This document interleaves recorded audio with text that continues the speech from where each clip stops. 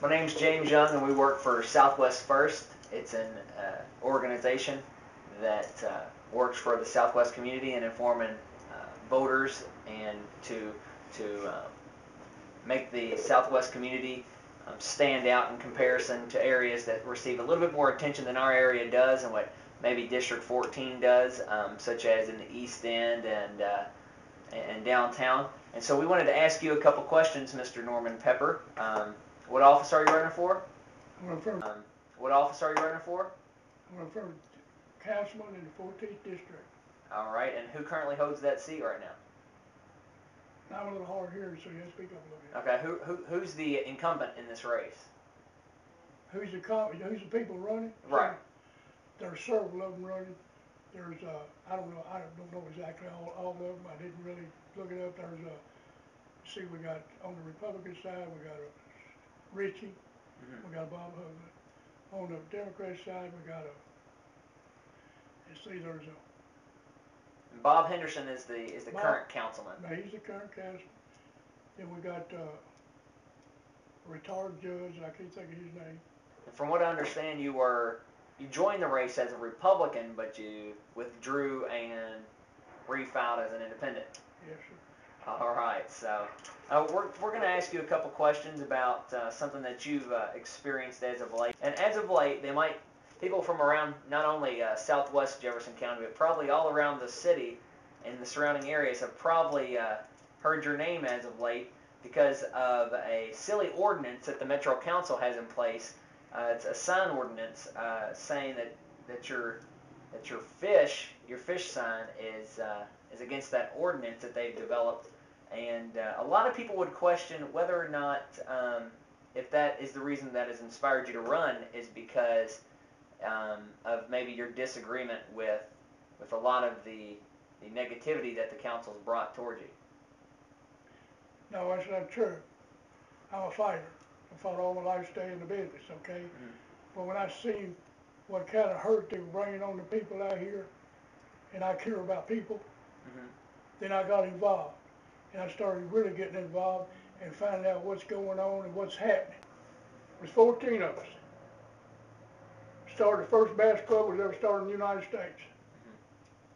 First one that ever started. Louisville Bassmaster right here in the city of Louisville. This was the heart of the fishing industry right here in the city of Louisville, going back when it should be. Now, you're looking at the Orange Man that started the first catfish tournament ever started in the United States. Look where it's at. I've done that myself. Now, we started the Cancer Society tournament that donated millions of dollars over the years back to that organization. Louisville Bassmaster did 14 of us. I run a club called the Kentucky Fisherman back in the late 70s, and I had several thousand members. I don't know exactly how many I had. My meeting place was a police station right over here at Outer Loop. We met every month, and then when I moved from there, moved on up, went I went out with Dale Owens out here at the racetrack. You know where an old trots is at? I put an event on for him out there. And I put it on that lake around the trots. There was a lake inside that lake, and I brought up Tommy Martin, Rick Allen, Harold Allen. I brought in Ron Shearer, boy from up here Lake Cumming. Brought him in, he was local boy, and I told Dale, I said, it ain't big enough. I put it on for him. He says, what are you going to do, Pep? So let me think about it. I said, I'll run a kids tournament around this lake. So how you going to handle them? I said, don't worry about it, I'll take care of it. Doing that, we run about 40,000 to 45,000 people in that event. We run 6,000 kids around the lake the first day, and 6,000 kids around the lake the next day. This is the way I'm going to work. I'm going to work for something out here. I don't know whether you know Ed Thompson or not. He was president of WAVE, president of Kentucky Silver Muskrat Club, president of Fish and Wildlife Park. Me and him challenged this back in the late 70s or early 70s. We got beat down. If I get in this office, I'm going to get beat down this time. I got all the files, all the records, everything you need, and I'll bring it forward. You talked about a creek and how important it is. There's a bomb storage facility going over down Dixie Highway that that Jerry Abramson is planning on putting right on the main water supply for your district. And we wanted to know how you feel about, would you oppose, are you against Jerry Abramson The mayor of Louisville putting the bomb storage facility right there, only acres away from houses. You got a sticky situation there for me, and I don't know exactly how to answer that right at this time. I know how I feel, and I know where I would be, but there's something going on that you don't know anything about, or that I don't want to bring it out right now, okay? So, I want to leave that open. I'll answer that for you later, okay? Sure. But till this comes out, I need to play cool. I done been addressed on this before, and the people know my views on it, but it's not going anywhere, okay? And that, I mean, I want you to know that, all right? Sure. Okay. As a small business owner, do you feel that the government's role and the limitations on entrepreneurs and people like yourself, is it too strict? Is the government being too strict on entrepreneurs, especially out in this area? It's chasing too much. It's chasing too much. It's not slowing down. It's not looking. They don't see reality, fella. They don't see reality. Let me open my door or two for you, okay? All right. Well, and I'll jump through this fast as you can because I know we got a lot of time. I got a lot I'd like to say to you. Last year, 1st of November, a ton of soybeans cost you $3.29 a bushel. A ton of, a bushel of soybeans. A bushel of corn cost you $2.47 a bushel. Right. Okay? On today's market, soybeans is $14 or something a bushel. Corn went to 14 for just a minute, fell back to 5, went to 6, and fell back to 5 again. Now, that's one issue there. Now, here's another thing you look at. 2006, a ton of fertilizer cost you $250.